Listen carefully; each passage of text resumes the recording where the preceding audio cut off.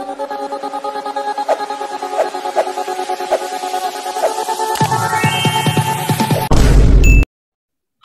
hello viewers, நம்ம இன்னைக்கு இந்த வீடியோல எந்த விஷயத்தை பத்தி பேச போறோம், யாரை பத்தி பேச போறோம் அப்படின்னு சொல்லி கேட்டோம் அப்படின்னா, திருப்புவனத்துல காவலாளர்கள் இருக்காங்க இல்லையா, அவங்களால அடித்தே கொல்லப்பட்ட அஜித் குமாருடைய மரண வழக்கு அப்படின்றது வந்துட்டு ரொம்ப பெரிய சர்ச்சையை தமிழ்நாடு முழுக்க ஏற்படுத்தி இருக்கக்கூடிய நிலையில பார்த்தோம் அப்படின்னா, அந்த மரணத்துக்கு காரணமான நிக்கிதா வந்துட்டு யாரு அப்படின்னு சொல்லிட்டு நாளுக்கு நாள் தெரிய வரக்கூடிய அப்டேட்ஸ் அப்படின்றது பலருக்குமே அதிர்ச்சியை கொடுத்துக்கிட்டு இருக்கு அப்படின்னு சொல்லலாம். ஸோ முதல்ல வந்துட்டு பார்த்தோம் அப்படின்னா நிக்கிதா இருக்காங்க இல்லையா, நிக்கிதா வந்துட்டு கவர்மெண்ட் வேலை வாங்கி தரேன் அப்படின்னு சொல்லி மோசடியில் ஈடுபட்டாங்க அப்படின்ற நியூஸ் வந்துட்டு ஸ்ப்ரெட் ஆச்சு.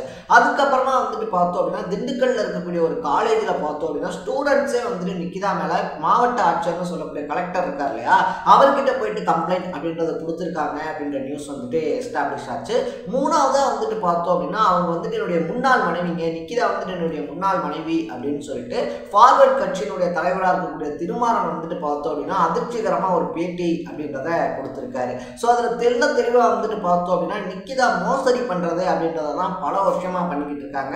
எனக்கு நிக்கிதாவை இன்னைக்கு நேற்று இல்லை, கிட்டத்தட்ட 21 வருஷத்துக்கு முன்னாடியே வந்துட்டு தெரியும். ஸோ என்கிட்ட கல்யாணம் பண்ணிட்டு பார்த்தோம் அப்படின்னா அடுத்த நாளே வந்துட்டு என்னை விட்டுட்டு ஓடி போனாங்க. என்ன ஏது அப்படின்னு சொல்லி விசாரிக்கும் போது தான் வந்துட்டு என்கிட்ட 10 லட்சம் ரூபா வந்துட்டு விவாகரத்துக்கு நீங்க கொடுத்தீங்க அப்படின்னா தான் வந்துட்டு நான் உங்களுக்கு விவாகரத்து கொடுப்பேன், அப்படி இல்லை அப்படின்னா வந்துட்டு கோர்ட்ல வந்துட்டு இந்த வரதட்சணை கொடுமை இருக்கையா அந்த கேஸ் போட போறேன் அப்படின்னு சொல்லி மிரட்டினாங்க.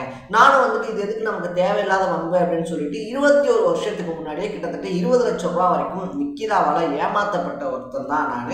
என்ன மட்டும் இல்லாம 4-5 பேர் இப்படி கல்யாணம் பண்ணிட்டு விட்டுட்டு ஓடுறது அப்படின்றதான் நிக்கிதா தொடர்ச்சியா பண்ணிக்கிட்டு இருக்காங்க. அப்பயே வந்துட்டு பார்த்தோம் அப்படின்னா 2 SP ஒரு DSP நிக்கிதாக்கு பக்கபலமாகவும் துணையாகவும் இருந்தாங்க. இப்பயுமே அதே அதிகாரத்தில் இருக்கக்கூடிய ஆட்களோட துணையோட தான் நிக்கிதா இப்படி மோசடி பண்ணிக்கிட்டு இருக்காங்க அப்படின்னு சொல்லிட்டு பல அதிர்ச்சிகரமான விஷயங்களை வெளியிட்டு இருக்காரு அப்படின்னு சொல்லலாம். ஸோ இப்போ எல்லாருமே கேட்கக்கூடிய கேள்வியா என்ன மாறி இருக்கு அப்படின்னு சொல்லி பார்த்தோம் அப்படின்னா, உண்மையாவே நிக்கிதா போன கார்ல அந்த 10 பவுன் நகை அப்படின்றது இருந்துச்சா, இல்ல இதே மாதிரி மோசடி பண்ணலாம் அப்படின்னு சொல்லிட்டு இல்லாத ஒரு நகையை கார்ல வச்சிருந்தேன் அப்படின்னு சொல்லிட்டு அஜித் அடிச்சு கொண்டிருக்காங்களா அப்படின்னு சொல்லிட்டு ஒரு ரொம்ப பெரிய விவாதம் கிளம்பி இருக்கு அப்படின்னு சொல்லலாம்.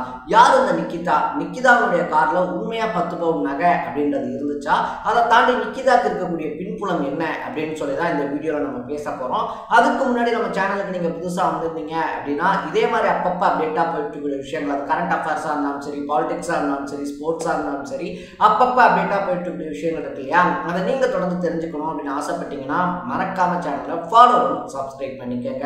ஸோ ஃபர்ஸ்ட் ஆஃப் ஆல் வந்துட்டு பார்த்தோம் அப்படின்னா இந்த வேலை வாங்கி தர அப்படின்னு சொல்லி மோசடி பண்ணாங்கன்னு சொன்னோம் இல்லையா, அதுவே வந்துட்டு பார்த்தோம் அப்படின்னா கிட்டத்தட்ட 16 லட்சம் ரூபாய்க்கு ஒருத்தர்கிட்ட மட்டும் மோசடி. அது மட்டும் இல்லாம 4-5 பேர்கிட்ட வந்துட்டு பார்த்தோம் அப்படின்னா நாங்கள் உங்களுக்கு கவர்மெண்ட் வேலை வாங்கி தரோம், எங்களுக்கு வந்துட்டு துணை முதலமைச்சருடைய PAவை தெரியும் அப்படின்னு சொல்லிட்டு 2011 இருந்து வந்துட்டு பார்த்தோம் அப்படின்னா தொடர்ந்து மோசடி அப்படின்றத ஈடுபடுறாங்க. அதுலேயே ஒரு 25-30 லட்சம் ரூபாய்க்கு மோசடி பண்ணியிருக்காங்க அப்படின்னு சொல்றாங்க. இது மட்டும் இல்லாமல் பார்த்தோம் அப்படின்னா அவங்க ஆலப்பட்டியில் இருக்கக்கூடிய வீடை வந்துட்டு பார்த்தோம் அப்படின்னா 25 லட்சம் ரூபாய்க்கு வந்துட்டு விற்கிறேன் அப்படின்ற பேர்ல ஒரு மோசடி பண்ணியிருக்காங்க. இதை தாண்டி வந்துட்டு திண்டுக்கல்ல இருக்கக்கூடிய ஒரு காலேஜ்ல பேராசிரியராகவும் நிக்கிதா வேலை பார்க்குறாங்க அப்படின்னு வந்து சொல்லப்படுது. ஸோ அப்படி வேலை பார்க்கக்கூடிய காலேஜ்ல வந்துட்டு பார்த்தோம் அங்க இருக்கக்கூடிய ஸ்டூடெண்ட்ஸ் இருக்காங்க இல்லையா, அதுல குறிப்பா வந்துட்டு பார்த்தோம் அப்படின்னா பெண் ஸ்டூடெண்ட்ஸ் வந்துட்டு ஆபாச வார்த்தைகள்ல பேசுறது, மன உளைச்சலுக்கு உள்ளாகிற அளவுக்கு வந்துட்டு திட்டுறது, தேவையில்லாத செயல்களில் ஈடுபடுறது அப்படின்னு சொல்லிட்டு தொடர்ந்து இதே மாதிரி பண்ணதுனால அங்க இருக்கக்கூடிய ஸ்டூடெண்ட்ஸ் எல்லாருமே சேர்ந்து என்ன பண்றாங்க அப்படின்னு பார்த்தோம்னா கலெக்டர் ஆஃபீஸ்க்கு ஒரு லெட்டர் எழுதி தராங்க.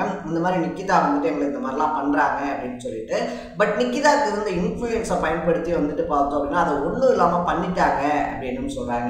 அது மட்டும் இல்லாம நான் இப்படிதான் பண்ணுவேன், கலெக்டர் ஆஃபீஸ் எங்க வேணாலும் போய் கம்ப்ளைண்ட் கொடு, என்ன உங்களால ஒண்ணுமே பண்ண முடியாது அப்படின்னு சொல்லிட்டு அவ்வளவு துணிச்சலா சொல்றதுக்கு பின்னாடி கண்டிப்பா வந்துட்டு பெரிய ஆட்களுடைய சப்போர்ட் இருக்கு அப்படின்னு சொல்லப்படுது.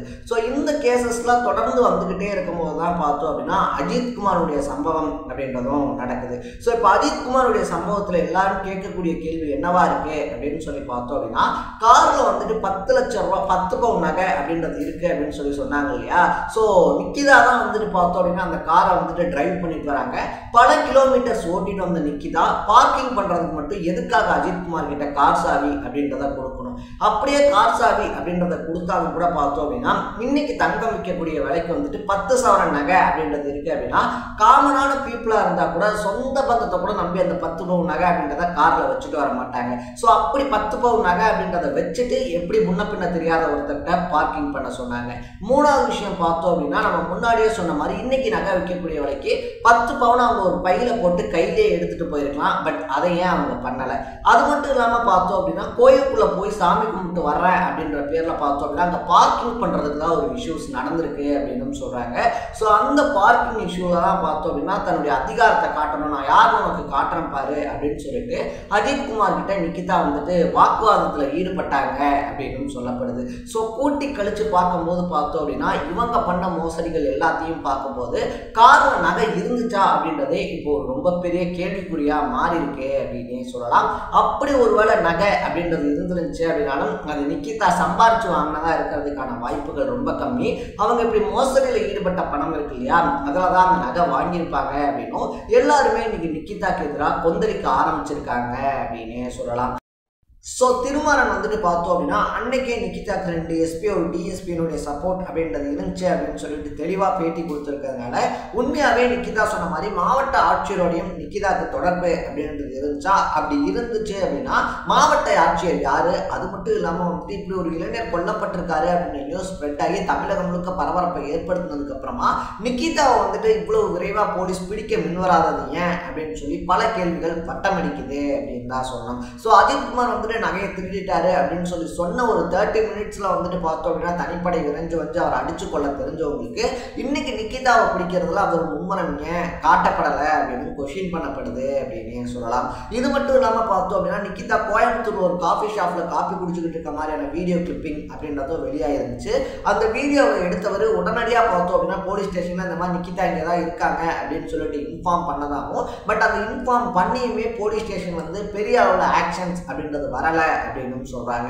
ஸோ இந்த நியூஸை பொறுத்த வரைக்குமே வந்துட்டு பார்த்தோம் அப்படின்னா பெரிய இடத்து புள்ளிகள் இருக்காங்க இல்லையா, அவங்களுக்கு இதுக்கு பேக்ரவுண்ட் அப்படின்றது இருக்கு அப்படின்னு சொல்லப்படுது.